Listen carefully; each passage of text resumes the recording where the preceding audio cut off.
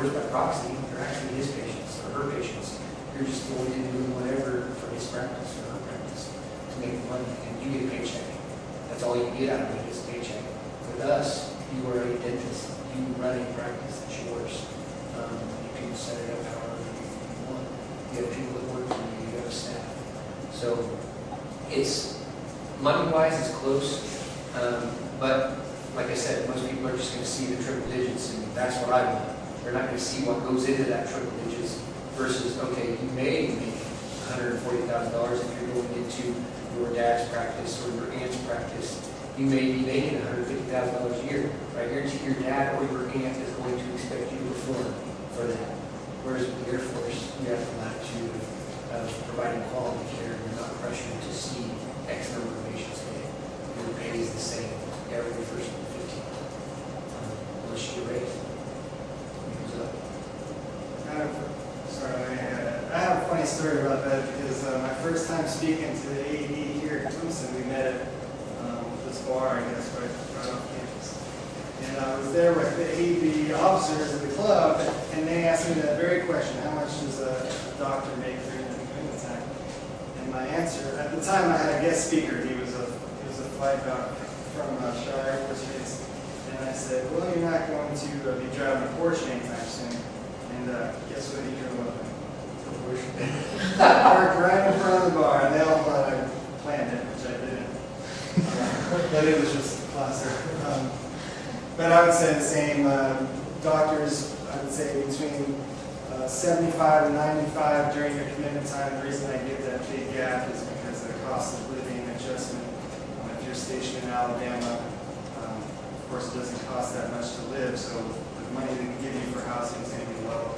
And it's also not that's another thing. It's the money for housing, money for food is not taxable. So, like for me, for instance, the best way to quantify it is like what we make. I make right around $65,000 a year. I'm only 86.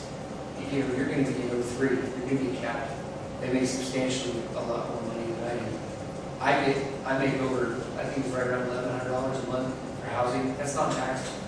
So I'm living in this tax bracket, paying taxes in this tax bracket. So I live well above my means, basically. Because if you were to come over to my house, you'd be like, there's no way you can make $65,000 a year. Yeah, I may only make that much, but I don't pay the taxes that you do either. And I get huge tax returns, and we get tax breaks on stuff, and money for food, actually, Air Force pays on mortgage. So, you get all that kind of things that dentists, civilian dentists can get. Were the clinical hours that you're talking about the same, like the medical side? Like, are you going to be on call like a lot, or comes out there? It really is going to depend on what specialty you have. Your more clinical type docs, peds, OB, that kind of thing, you're going to run the same hours. Monday through Friday, I would say 6:30 at the earliest. If you do sick, probably about 4:30. Actually, we do fully qualified as well, so I brought a fully qualified doctor to Seymour Johnson, and we had an appointment with this doc at 4 o'clock. And when you're just kind of talking, he taught me a lot about his idea of being a family practice doc in the civilian world, and all the things he had to do to live to the standard of what a doctor is supposed to make. So he was working long hours, and he was packing in patients, and he had to clean his own parking lot because trash would accumulate over the weekend from kids throwing bottles, and he didn't want to have to pay someone, so he had all of the staff he had to pay. It's the same thing with the Air Force. He was just amazed, and then when he stepped out, it was about 4:45, and the lights were all out, and he signed up right there. It seems like really, it's like 4:30, it's all. It really is. That's why I'm biased. I'm obviously biased. I've been doing this for 20 years. I've dedicated my whole life. My father's retired Air Force, so it was natural for me to do this. But when I became a recruiter, I was like, this is going to be easy. This is easy. Who doesn't want to join the Air Force? And then you go around and you travel, and you see all these people, it's not for me. It's not for me. I was like, really? I get all these, it's not for me. And I'm like, how can it not be for you? And I'm like I said, I'm biased, and I don't understand. It's not for everyone. Because I've lived this, and it's so ingrained in me that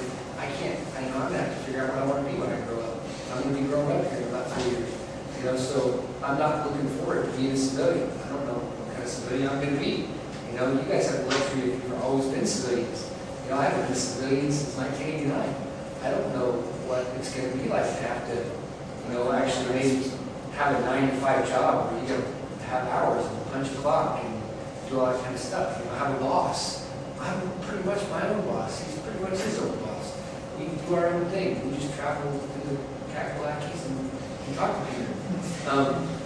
But it just amazes me when I offer young people $350,000+ to pay for their dental school so they can become dentists and treat patients and give them some of the greatest, you know, clinical training you'll ever get, and allow them to go through dental school for 4 years and leave without crushing debt. You don't have that big gorilla on your back for the next 30 years, you know, where that you're paying back student loans. It takes the average person upwards of 30 years to pay back student loans. You know, you're going to be 40, 50 years old before you're out from underneath that. The Air Force person's not. You know, even if you only do 4 years and you decide that you want to be a civilian and go out and take the world by storm, do it. We don't care. All we wanted was that 4 years of you taking care of our people. And if you want to go out and spread your wings, you can call me the year after and say, hey, I screwed up and I want to come back. And we'll talk about bringing you back. I mean, it happens all the time. But, you know, that's your option. You have that freedom. There's no strings attached. You're more than welcome to leave.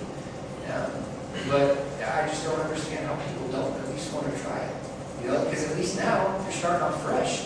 All the people that paid their own way through dental school, they're driving like Fiats and stuff. You can actually go out and get a real car. You know, you're not paying back $400 a month for the rest of your life. You know? Yeah, I always tell my applicants, worst case scenario going into our program is you're going to finish med school debt free. You're going to get the same training as a civilian doctor. You're going to make some lifelong friends because even from the first time you step into our program, which we send you through commissioned officer training, you're going to meet all those people, and you're going to have those friends for life. I can guarantee you're going to make at least a couple good ones out of that class. You're going to travel, hopefully, and have lots of stories, lots of experience. And if after 4 years, actually around your 3-year mark and a 4-year commitment, the Air Force is going to start bugging you and see if you want to stick around or not. If the answer is no, then we're going to shake your hand, give you a nice one away gift.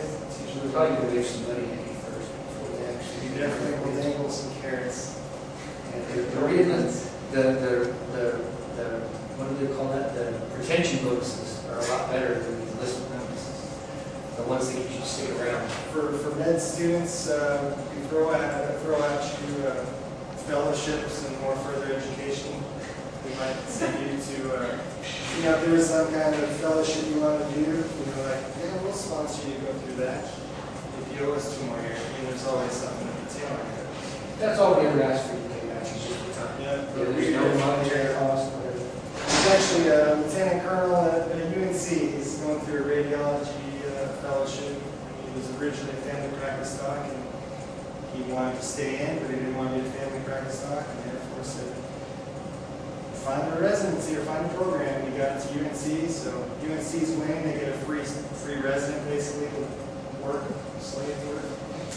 And he's getting a new specialty, plus he's getting lieutenant colonel pay.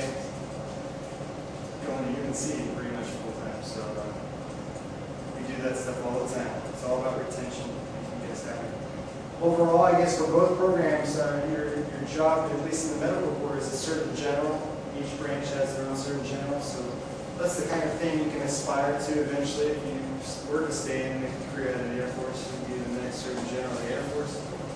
But 20 years, and you can call it quits, and you get a full half, 50% of your base pay for rep life retirement, which I'm looking forward to next year, probably. Those years of residency you did for radiology, that's This should be a good point. Yep. Great benefit of going to military resident. If you want to make a career out of it, you do 3 years residency, your 4-year commitment, you have 7 years total time in service already, with 13 to go. A full-bird colonel, which is what you'll be after 20 years in medical, or I'm guessing in dental corps as well. Your base pay is more than I make now, and that's just your retirement pay. There literally are. If you do decide to stick around and make a 20-year career out of it and go through a specialty in dentistry, I mean, we literally do have oral maxillofacial surgeons in the Air Force going down to $250,000 a year as an Air Force doctor. So, I mean, we realize the kind of money that you can make outside the same thing. And when I was stationed at Wright-Patterson Air Force Base, this was back in 1995, 96, there was an orthopedic surgeon there, young guy. I mean, he was probably younger than I am now. Back then, he was probably in his mid-30s, and he was making like $300,000 a year. Because, I mean, they know that you can step right out of the Air Force, and a good orthopedic surgeon is going to make half a million a year. Why are you going to stay with us? So they make it. We also have opportunities in teaching. We teach in one of our facilities. We also have research opportunities. And then going back to that whole dual role, being an officer and a physician or a dentist, as you move up the chain of command rank-wise, you get more responsibility in that aspect too. So you're looking at, section commander, hospital commander, or dental clinic commander. It's also a very good thing to put on your resume. You're in charge of the hospital. Any more questions? Yes, sir. I have a question about like time slots, devoted to like one patient and how that reflects on the commission's officer efficiency report. You're gonna have to repeat it. I'm sorry. Like when they're reviewing how will you perform and how will you do your job, how does spending extra time on a patient reflect on that? That is a great question, and you work in the hospital. Yeah, I can answer that one. It depends on, it's subjective. It depends on the situation. If you're constantly, every day, the typical appointment in primary care was 15 minutes. You had 15-minute blocks. If you were constantly booking 3 time slots for one patient, repeatedly every day, like every single patient you saw took 3 time slots, probably not going to look so good. I mean, they admire your dedication and all that kind of stuff, but you kind of need to pick up the pace a little bit. But you have the latitude to do what you feel necessary as the doc. If it's something that you simply can't get done, they're not going to pick out little instances. They look at patterns. So if you're continually slow like that, then yes, it's going to be an issue. But on a case-by-case basis, no, it's not going to look that way. You have the latitude to do that. And the end result is, are all the patients being taken care of?